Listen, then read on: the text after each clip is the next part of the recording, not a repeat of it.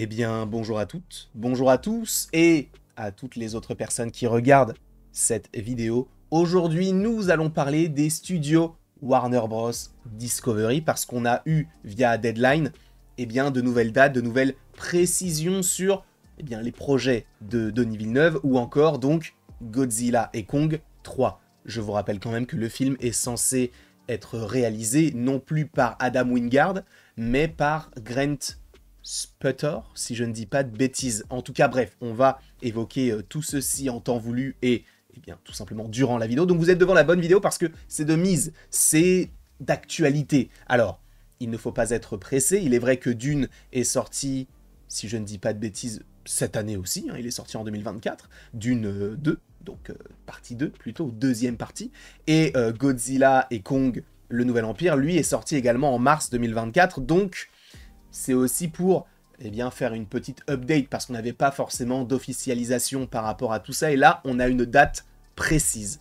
Et allons directement sur l'article 2 Deadline qui sera bel et bien en description. Donc on nous parle de Warner Bros, de Legendary, de Denis Villeneuve, le réalisateur de Dune, qui parle donc des différents projets qu'il aurait, sachant que si je ne dis pas de bêtises, il va réaliser Dune 3, donc Dune Messia. En revanche, je crois qu'il est censé être sur d'autres programmes en même temps, donc il est possible qu'il y ait un autre film de Denis Villeneuve qui sorte avant Dune 3, et ce, en 2025, si je ne dis pas de bêtises. Que les spéculations commencent, le film événementiel sans titre que Warner Bros. Avait daté de décembre 2026 est désormais présenté comme un film événementiel de Denis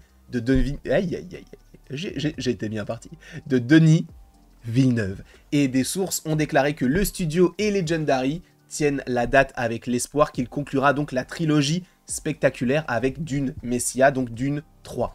Il reste encore des obstacles à surmonter car il travaille encore sur le scénario et le casting, mais c'est le projet sur lequel Villeneuve a travaillé. De toute manière, ça paraissait logique qu'ils engagent un troisième film, déjà pour boucler entre guillemets la boucle, même si peut-être que on peut faire encore plein d'autres choses. Je vous rappelle quand même que notamment du côté de Max cette année, alors c'est pour cet automne, donc à voir lorsque cela sortira, à quel moment précis est-ce qu'on aura ce projet, mais il y a bel et bien Dune Prophétie, donc une série en lien avec Dune et les Bene Gesserit, si je ne dis pas de bêtises, et bon, j'essaierai de vous faire des critiques épisode après épisode, en étant quelqu'un qui n'a vu que les films, d'accord? Je n'ai pas lu les livres, je le précise encore une fois, et j'ai adoré le deuxième, à tel point que oui, je pense sincèrement qu'il peut faire partie de mon top 10 de films all-time.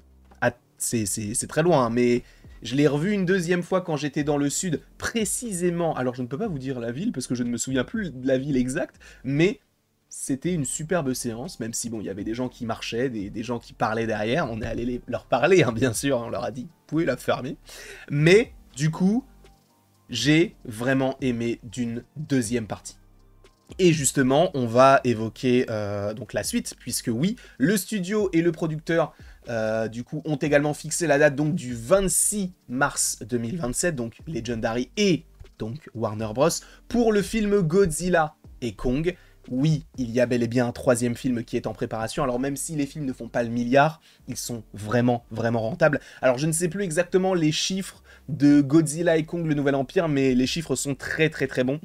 Ça me désole un peu, parce que oui, c'est vrai que pour beaucoup, quand on va aller voir du Godzilla et Kong, on veut qu'il y ait des affrontements, et moi c'est ce que je veux aussi, mais je veux aussi qu'il y ait une histoire derrière qui soit un peu cohérente, et là c'est vrai qu'il y a beaucoup de choses qui moi ne me vont pas, mais encore une fois, cela n'engage que moi, le film n'est pas dégueu, mais c'est vrai que je suis un petit peu déçu par rapport à ce que le trailer vendait et ce qu'on a eu dans le film. Après, peut-être que beaucoup d'entre vous sont contents, pardon, ou être contents, puisque j'ai dit beaucoup d'entre vous. Est-ce que c'est il avec un S ou elle avec un S, ou vous? Je ne sais pas, mais bref, vous êtes sûrement contents de ce qu'il y a eu durant le film, moi je suis un petit peu mitigé. Mais du coup, pour le moment, aucun commentaire de la part de Warner Bros ou de Legendary, mais restez à l'écoute pour en savoir plus. Villeneuve et Legendary donc préparent Dune Messia, qui selon le cinéaste en janvier devrait être le dernier film Dune pour moi, ce qui ne signifie pas que ce sera le dernier film Dune, même si je pense que la plupart du casting est aussi venu pour Denis Villeneuve et sa manière de travailler, puisque Denis Villeneuve c'est un excellent cinéaste, il faut le rappeler. Pour ceux qui ne le savent pas, il a réalisé notamment Prisoners, Blade Runner 2049 et aussi Incendie. Allez voir Incendie. C'est perturbant, c'est très dur, mais c'est génial. Allez voir Incendie. Ils rééditeront ensuite Nuclear War, un scénario basé sur le livre non fictionnel d'Annie Jacobsen, qui explore un scénario à retardement sur ce qui se passera en cas de guerre nucléaire. Ça pourrait être assez intéressant, parce que ce genre de scénario qui nous parle d'un futur, logiquement, possiblement, on ne l'espère pas, mais proche, eh bien, ça avait été le cas notamment avec Civil War et de Alex Garland, et c'était vraiment bien Civil War. Donc, ce genre de principe, ça peut faire peur, ça peut, oui, nous faire poser des questions, évidemment, sur la société, et peut-être nous avertir de certaines choses. Donc on verra. Moi, je t'avoue que sur le principe, je trouve ça assez intéressant.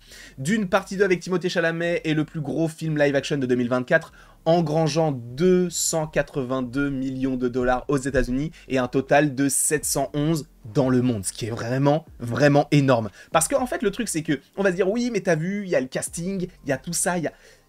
C'est Dune. Dune, c'est une franchise qui est vraiment, vraiment très, très, très, très, très populaire. En revanche, le film dure 3 heures. Alors, il est vrai qu'aujourd'hui, et je pense que ça aussi, ça traduit, je pense, d'une évolution du cinéma. C'est-à-dire que maintenant, on a des films de 3 heures. Là, bientôt, il y a Horizon qui sort. Hier, il y a eu Le Comte de Monte Cristo. Il fait aussi 2h59, donc on peut arrondir à 3 heures. On avait eu du Avengers Endgame. On avait eu... Alors, Le Seigneur des Anneaux, version longue, je ne sais pas s'il est sorti au cinéma, mais je ne pense pas. On a de plus en plus de films qui durent 3 heures. Et là, Dune en fait partie. Et en fait, le truc, c'est que le cinéma est tellement devenu cher qu'il faut, entre guillemets, le rentabiliser avec des événements. Donc, un scénario tel que celui-ci, très complexe, mais qui a réussi à être vraiment bien orchestré sur 2 films, par Denis Villeneuve, un cinéaste exceptionnel, avec un casting incroyable.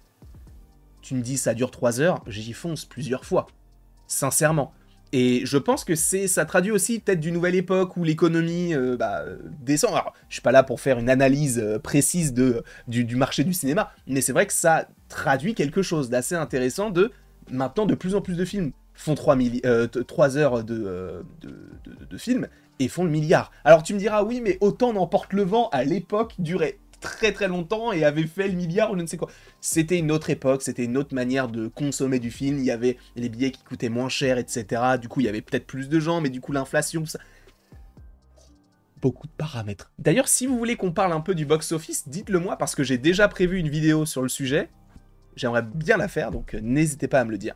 En tout cas, voilà, ça traduit vraiment... Il y a aussi Oppenheimer, parce que je sais qu'il y a des gens là dans les commentaires qui disent tu as oublié Oppenheimer, 3 heures en 2023 ?» Oui, c'est vrai. Et il a fait le milliard ou 900 millions, je ne sais plus exactement, mais pour un film de 3 heures, qui est en plus un biopic, en grande partie en noir et blanc, c'est énorme. On va pas se mentir. Alors évidemment, il y a l'IMAX aussi qui a compté, etc. Ça rapporte encore plus d'argent, mais il faut le compter aussi.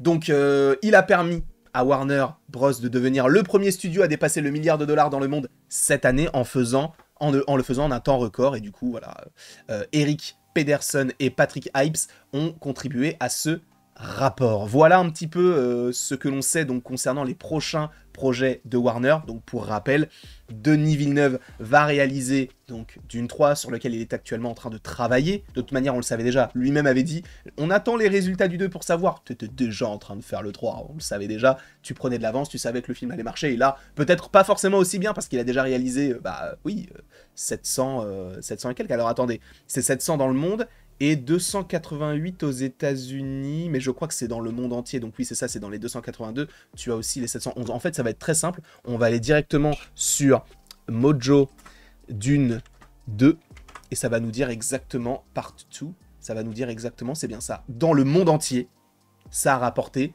711 millions de dollars.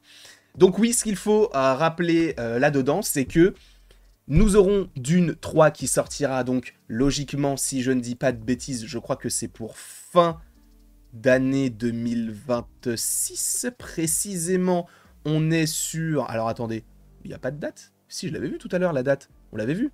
Décembre. Il y a juste écrit décembre, donc fin d'année 2026.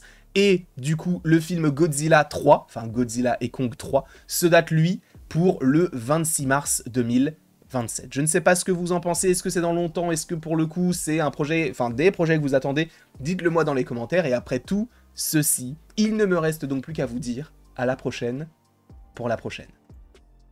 Et encore une fois, merci beaucoup à vous d'avoir été présent, et bah, c'est tout en fait. Passez un très bon samedi, un très bon dimanche, un très bon lundi, peu importe la journée par rapport à laquelle vous regardez cette vidéo, mais passez une très belle journée en tout cas.